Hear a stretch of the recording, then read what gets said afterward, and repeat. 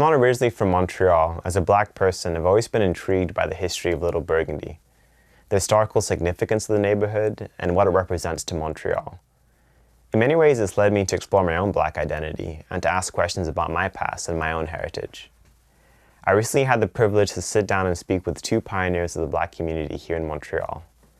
Dr. Dorothy Wills and Livingstone are two exceptional individuals whose contributions to society have opened doors of opportunity and paved the way for many young black people just like me. In hearing their stories, I marveled at how Little Burgundy has contributed to the development of their black identities also. I hope that as you watch this video, you find yourself as inspired as I first was when I sat down and spoke with them. While I was born in a majority situation in Dominica, Little Burgundy meant a lot to me. For instance, at the Negro Community Center, I met my first black social worker, and it was Mrs. Clyke. Mr. and Mrs. Clyke ran the center. Mr. Clyke was the executive director. She was my inspiration to go to McGill School of Social Work and do a master's degree in social work.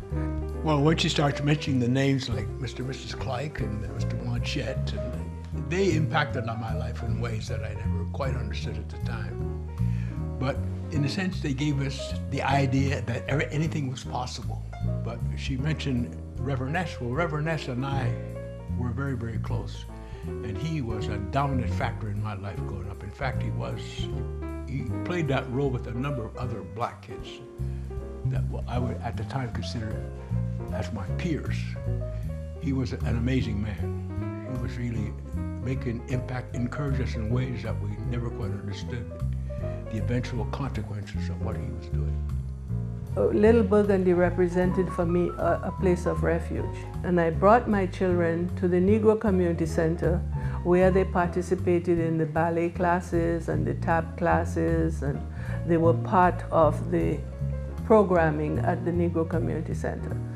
And it represented for me a place of refuge because when everything screams at you about what you're doing here and why are you here, and you come to a place where you feel at home and everybody welcomes you and they know your name, it really makes you feel a lot better about yourself. As I think about it, the Negro Community Center was the hub of black life regardless of where you lived in Montreal at the time. You know, my experience with the center goes way, way back when the center was in the basement of the church on the Little, and in the back of the rear of the church, under Mr. Sykes. But that was, in a lot of ways, a refuge for us then growing up because we had limited space. So Mr. Sykes provided for us all the activity that we would not have, that was denied us in other communities. I mean, we were a minority, but a powerful minority. Even though we weren't in power, we flexed our muscles and we let them know that we were here and we were here to stay, and that our forefathers came here against their will, but we came here voluntarily and we are here to stay.